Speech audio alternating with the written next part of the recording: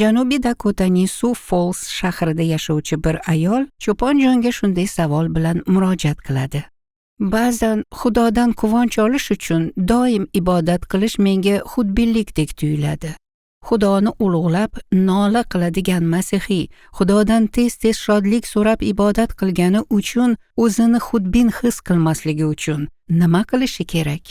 Shu bilan birga Xudoda shodlanishni o'rganish uchun qanday ibodat qilishi kerak?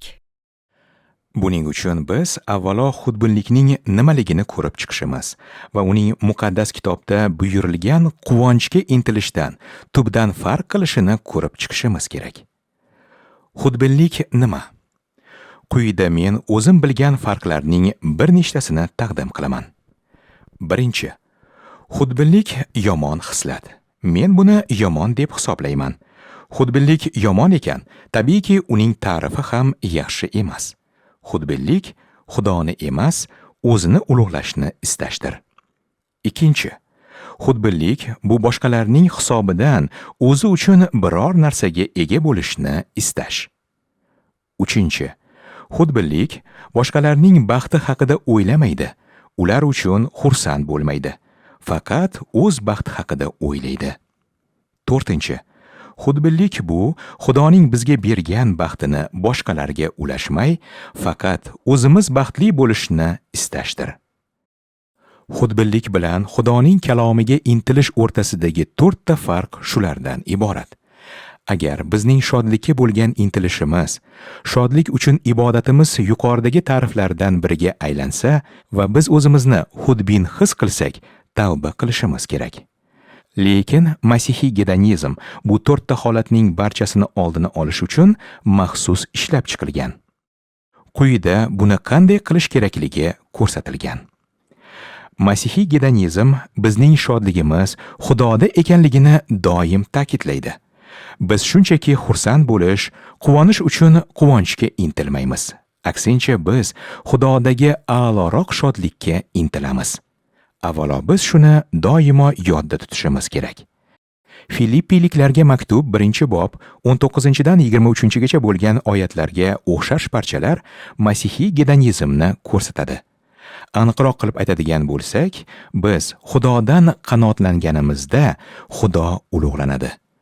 Bunday shodlikka intilgan iymonli doim Xudoning ulug'vorligini o'z ulug'vorligidan ustun qo'yadi. Chunki uning Xudodan qanoatlanishi Xudoni ulug'laydi. Shunday qilib, biz Xudo bilan qanoatlanganimizda hech qachon o'zimizni Xudodan yuqori qo'ymaymiz. Masihiy gedonizm shunday ta'lim beradi. Olishdan ko'ra berish baxtliroqdir. Havoriylar faoliyati kitobi 20-bob 35-oyat. Bu shuni ko'rsatadiki, sizning Xudodagi shodligingiz boshqalar bilan baham ko'rilganda ko'payadi. Boshqalarning muhtojliklarini qondirganingizda shodlik ko'payadi. Boshqalar kelib, o'z shodliklarini biz bilan baham ko'rganida ham bizning shodligimiz ortadi. Shodlik shunday hissiyotki, uni boshqalar bilan bo'lishganingizda sizda kamayib qolmaydi, aksincha ko'payadi.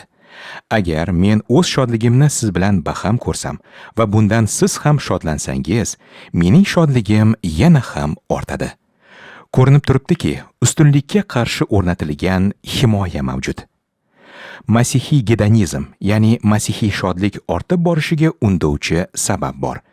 Chunki u qachon boshqalar buni baham ko'rishini va bu kattalashishini biladi. Axir biz masihiy gedonistlarmiz. Biz boshqalarni istisno qilmaymiz. Biz imkon qadar ko'proq odamlarning bunga qo'shilishini istaymiz. Bu esa xudbinlikning aksidir. So'ng masihiy gedonizm bizning Xudodagi shodligimiz bu o'sha hayotimizni boshqalar uchun berishga undaydigan kuch ekanini o'rgatadi. Iso uni oldinda kutib turgan shodlik uchun xochga chidadi. Demak, Iso o'z otasining huzuridagi qanoatdan va ota tirilishining boshqa tomonida reja qilib qo'ygan mukofotdan chuqur qoniqish tuyishini bilardi. Mana shu shodlikka ega bo'lish istagi uning biz uchun o'lishiga kuch berdi. Biz ham Ibroniylarga maktub 10-bob 34-oyatdan dalda olishimiz kerak.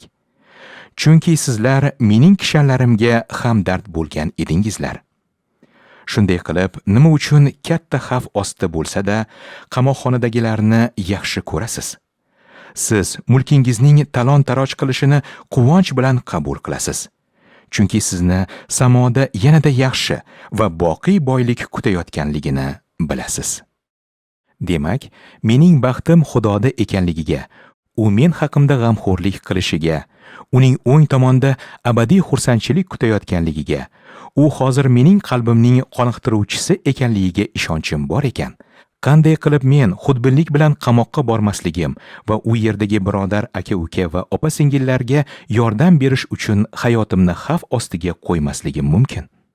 Shunday ekan, Xudoda to'liq qoniqish topish meni o'zimni himoya qilishga bo'lgan zaruratdan ozod qiladi va fidokorlik bilan hayot kechirishga undaydi.